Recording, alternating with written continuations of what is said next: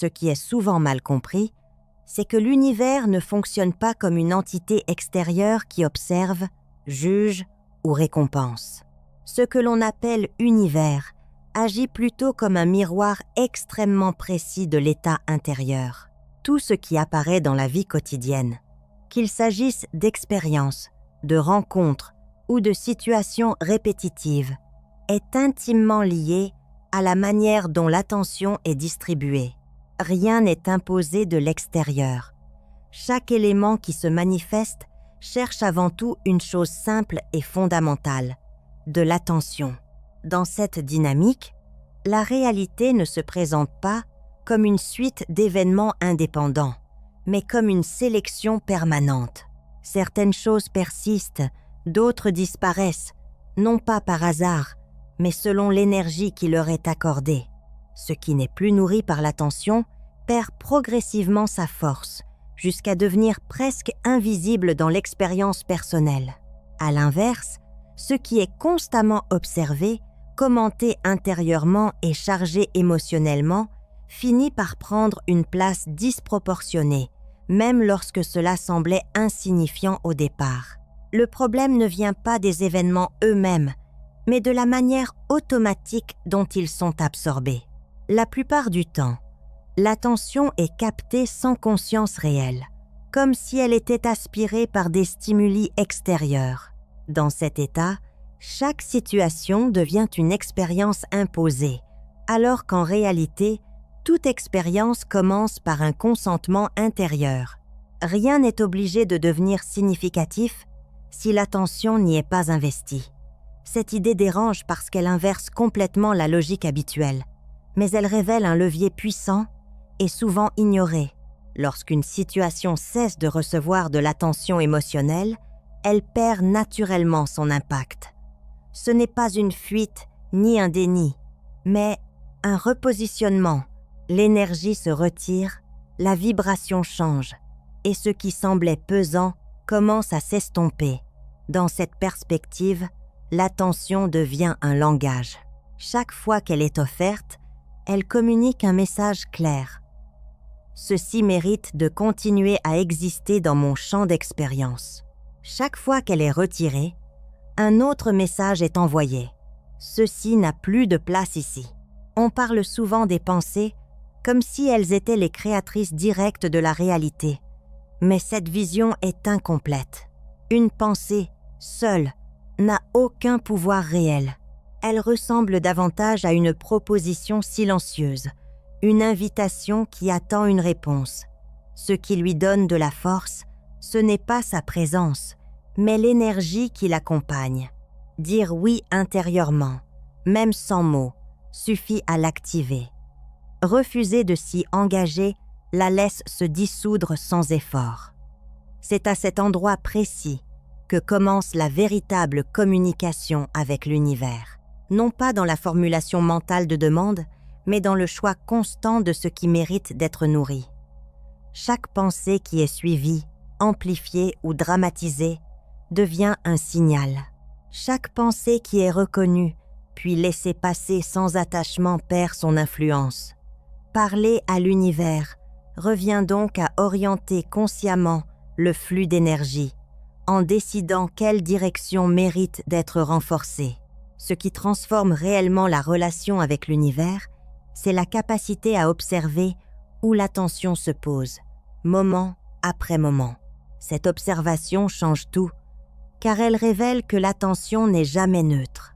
Dès qu'elle se fixe quelque part, elle agit comme un amplificateur. Elle ne fait pas de tri moral, elle ne juge pas, elle intensifie simplement ce qu'elle touche. Comprendre cela marque un tournant, car l'on réalise que parler à l'univers ne consiste pas à demander, mais à sélectionner. Dès l'entrée dans l'existence, une question silencieuse est constamment posée, non pas avec des mots, mais avec des situations répétées, des émotions récurrentes et des schémas familiers. Cette question est simple. Qu'est-ce qui compte vraiment? L'univers ne cherche pas une réponse verbale. Il lit uniquement les réactions énergétiques.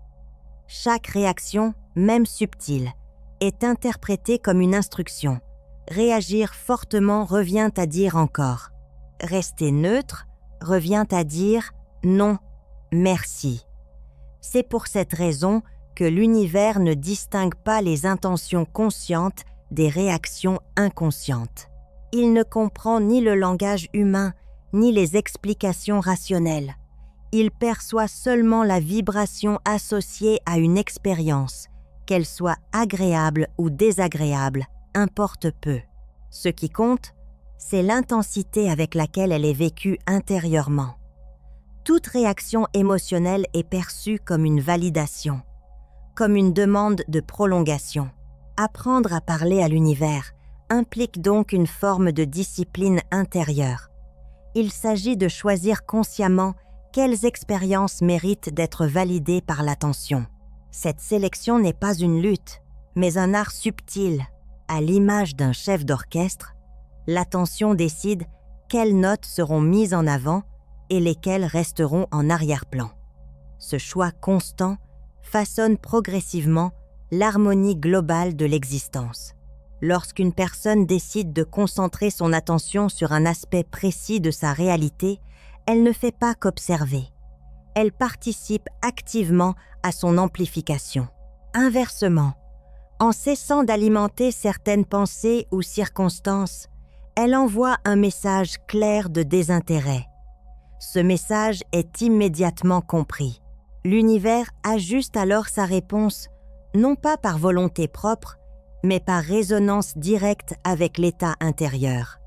Cette prise de conscience met en lumière un pouvoir souvent sous-estimé. La co-création de la réalité ne repose pas sur des efforts extérieurs, mais sur une gestion fine de l'attention.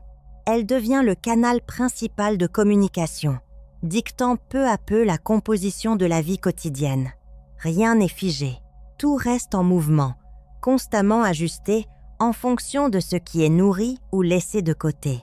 Une autre clé essentielle dans cette communication subtile réside dans la manière dont le temps est perçu. L'univers ne traite pas le passé, ni le futur, comme des réalités actives. Tout ce qui existe et tout ce qui est entendu se situe exclusivement dans l'instant présent. Les souvenirs et les projections peuvent traverser l'esprit, mais ils n'ont pas de poids réel tant qu'ils ne sont pas vécus comme actuels. C'est dans le maintenant que l'univers capte les signaux avec le plus de clarté. Lorsque des désirs sont formulés sous forme d'attente, une incohérence se crée et dire intérieurement que quelque chose arrivera plus tard envoie un message paradoxal. Ce message ne parle pas de désir, mais de manque. L'univers ne perçoit pas l'objet de la demande, il perçoit l'état qui l'accompagne. Un état de manque est interprété comme une préférence pour l'absence plutôt que pour la présence. C'est ainsi que de nombreuses intentions restent sans réponse apparente. La communication devient fluide lorsque l'état intérieur change. Il ne s'agit plus d'espérer, mais de se positionner. Ressentir comme si ce qui est recherché était déjà intégré transforme immédiatement la vibration émise. Ce n'est pas une illusion ni un jeu mental, mais un alignement. Chaque réalité potentielle existe déjà sous forme de possibilités. Ce qui détermine, celle qui se manifeste, est la cohérence entre l'état intérieur et l'expérience vécue dans le présent. Dans cette perspective, penser devient un acte énergétique plutôt qu'intellectuel. Ce n'est pas le contenu exact de la pensée qui importe, mais la sensation qu'elle génère. Lorsque cette sensation correspond à la stabilité, à la confiance ou à l'accomplissement, elle signale à l'univers une fréquence compatible. Peu à peu, les circonstances s'organisent autour de cette cohérence, sans effort visible ni contrôle forcé. Parler à l'univers implique donc une incarnation immédiate de ce qui est recherché. Il ne s'agit pas d'affirmer mécaniquement, mais de ressentir pleinement lorsque le corps, l'émotion et la perception s'accordent dans le présent. Le message devient clair et sans ambiguïté. L'univers ne répond pas à ce qui est dit, mais à ce qui est vécu intérieurement, ici et maintenant. À mesure que cette compréhension s'installe, une autre dimension devient visible. La communication avec l'univers ne dépend pas uniquement de l'attention ou du présent, mais aussi du niveau de conscience avec lequel la réalité est perçue. Vivre de manière automatique limite considérablement les choix possibles. Dans cet état, les réactions dominent, les schémas se répètent et les décisions semblent dictées par des forces extérieures. Élargir la conscience revient à reprendre une position active dans ce jeu complexe qu'est l'existence. La vie ne se déroule pas selon une ligne droite prévisible. Elle fonctionne plutôt comme un système interactif, composé de multiples variables qui s'influencent mutuellement. Plus ces variables sont reconnues, plus la marge de manœuvre s'élargit. Rester inconscient de ces mécanismes revient à jouer une partie sans connaître les règles. À l'inverse, développer une conscience plus fine permet d'anticiper, d'ajuster et de choisir avec davantage de précision. Cette expansion de la conscience commence par l'observation de soi. Observer les pensées dominantes, les réactions émotionnelles et les automatismes révèlent des schémas invisibles jusque-là. En prenant conscience de ces mouvements intérieurs, il devient possible d'intervenir avant qu'ils ne dictent une réponse. Cette lucidité transforme progressivement la relation avec les événements extérieurs qui cessent d'être subis pour devenir des informations exploitables. En parallèle, la conscience s'élargit vers l'environnement. Les situations, les rencontres et même les obstacles prennent une autre signification. Ils ne sont plus perçus comme des interruptions, mais comme des indicateurs. Chaque élément apporte une donnée supplémentaire sur l'état intérieur et sur l'alignement avec la direction choisie. Plus cette lecture devient claire, plus les décisions gagnent en cohérence. Développer cette conscience revient à affiner la compréhension des règles implicites de l'existence. Ce n'est pas un savoir intellectuel, mais une compétence vivante. Elle s'acquiert par l'expérience directe et par une attention soutenue à ce qui se joue à l'intérieur. À mesure que cette maîtrise s'installe, la sensation de chaos diminue. La vie cesse d'être imprévisible et devient un terrain d'exploration où chaque choix influence réellement la suite du parcours. Lorsque la conscience s'élargit, un autre outil fondamental devient accessible. Il s'agit d'un système de guidance interne, souvent négligé parce qu'il ne s'exprime pas par des mots. Ce système ne raisonne pas, n'argumente pas et ne justifie rien. Il se manifeste sous forme de sensations, de ressentis immédiats, de mouvements subtils dans le corps. C'est à travers lui que l'univers communique le plus clairement, car il partage le même langage énergétique. Les pensées peuvent être trompeuses. Elles changent rapidement, se contredisent et s'adaptent aux peurs ou aux désirs du moment. Les émotions superficielles suivent souvent ces pensées sans discernement. Le système de guidance, lui, reste cohérent. Lorsqu'une direction est alignée, une sensation d'expansion apparaît. Quelque chose devient plus fluide, plus léger. À l'inverse, lorsqu'un choix s'éloigne de cette cohérence, une contraction se fait sentir, comme un signal de désaccord intérieur. Ce ressenti n'a pas besoin d'être interprété. Il ne demande ni analyse complexe, ni validation extérieure. Il fonctionne par résonance. Ce qui est juste se reconnaît par une sensation de calme, même en l'absence de certitude. Ce qui est dissonant génère une tension, même lorsque la logique tente de le justifier. Apprendre à écouter cette guidance revient à rétablir une communication directe, sans intermédiaire mental. Et l'ego peut tenter de détourner cette écoute. Il promet souvent une satisfaction immédiate, fondée sur la comparaison, la reconnaissance ou la peur du manque. Ces promesses sont bruyantes mais instables. La guidance intérieure, elle, ne séduit pas. Elle indique simplement une direction, sans dramatisation. Distinguer ces deux voies demande de la pratique.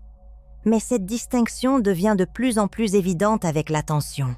En suivant systématiquement ce qui résonne de manière authentique et en relâchant ce qui génère une lourdeur intérieure, un alignement naturel s'installe. Les décisions cessent d'être source de conflits internes. Elles deviennent des ajustements progressifs, guidés par une intelligence plus vaste que la réflexion consciente. À cet endroit précis, parler à l'univers ne demande plus d'efforts. La communication devient continue, fluide, intégrée à chaque choix. Pour comprendre pleinement comment cette communication s'ancre dans la durée, il est nécessaire de se tourner vers le fonctionnement du subconscient.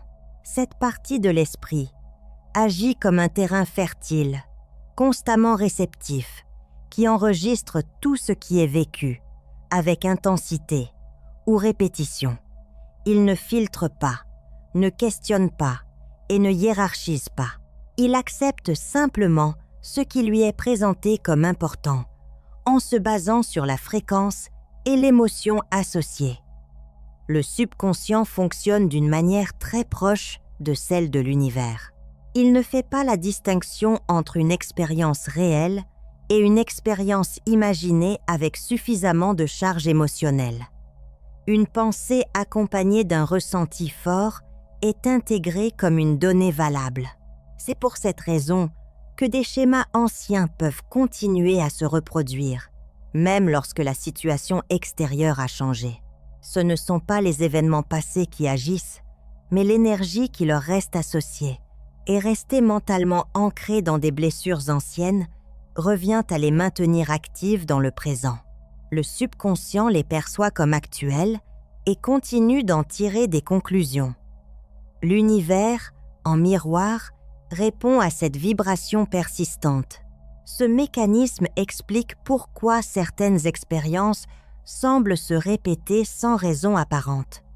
Ce n'est pas une punition ni une fatalité, mais le résultat d'une information non révisée. La répétition devient alors un outil de transformation. En exposant régulièrement le subconscient à de nouveaux états émotionnels, il est possible de modifier progressivement les croyances intégrées. Répéter une affirmation sans ressenti reste inefficace. En revanche, incarner émotionnellement une version différente de soi, même brièvement mais régulièrement, introduit une nouvelle donnée. Peu à peu, cette donnée gagne en crédibilité interne. Le point essentiel réside dans le détachement du point de départ. L'état présent n'est pas une limite, mais une transition. Ce qui importe n'est pas ce qui est vécu aujourd'hui, mais ce qui est nourri intérieurement de façon constante. Lorsque la confiance, la stabilité ou la clarté sont ressenties suffisamment souvent, elles cessent d'être des états temporaires. Elles deviennent des références internes. À mesure que cette transformation s'opère, le comportement s'ajuste naturellement. Les paroles changent, les choix deviennent plus cohérents, les réactions perdent leur intensité excessive. Le subconscient intègre cette nouvelle cohérence et l'univers répond en conséquence. La communication n'est plus ponctuelle. Elle devient permanente, inscrite dans la manière d'être au monde. Au terme de cette exploration, une vérité simple se révèle. L'univers n'est pas séparé de l'individu. Il ne s'agit pas d'un interlocuteur lointain à convaincre, ni d'une force extérieure à influencer. Ce que l'on appelle univers est l'expression élargie de la même conscience qui observe, ressent et choisit. Parler à l'univers revient alors à dialoguer avec une dimension plus vaste de soi, une intelligence qui dépasse le mental sans jamais s'en dissocier. Chaque état intérieur devient une déclaration. Chaque choix d'attention, chaque réaction émotionnelle, chaque alignement ressenti façonne la réponse reçue. Il n'y a pas de distance entre l'émetteur et le récepteur. Le message et la réponse émergent du même mouvement. Lorsque cette compréhension s'installe, la quête de signes extérieurs perd de son importance. La communication n'est plus recherchée, elle est vécue. Prendre cette responsabilité ne signifie pas tout contrôler, Cela signifie reconnaître le rôle central de l'état intérieur dans la construction de l'expérience. En clarifiant ce qui est nourri, en purifiant ce qui est répété mécaniquement, en alignant les sensations avec les directions choisies, une cohérence profonde se met en place. Cette cohérence devient lisible pour l'univers parce qu'elle en est une extension directe. La réalité cesse alors d'être perçue comme un ensemble d'événements aléatoires. Elle devient une toile vivante, sensible à chaque ajustement intérieur. L'univers répond sans délai aux états incarnés, non par faveur, mais par correspondance naturelle. Ce qui est vécu à l'intérieur se reflète à l'extérieur avec une précision croissante. Dans cette perspective, il n'y a plus rien à demander. Il y a seulement à incarner en prenant soin de l'état intérieur, en affinant l'attention, en respectant la guidance ressentie. La communication devient silencieuse et constante. L'univers n'est plus un mystère à percer, mais un dialogue permanent avec ce qui est déjà présent. La vie devient alors une œuvre consciente, façonnée de l'intérieur, où chaque instant participe à l'expression d'une même intelligence en mouvement.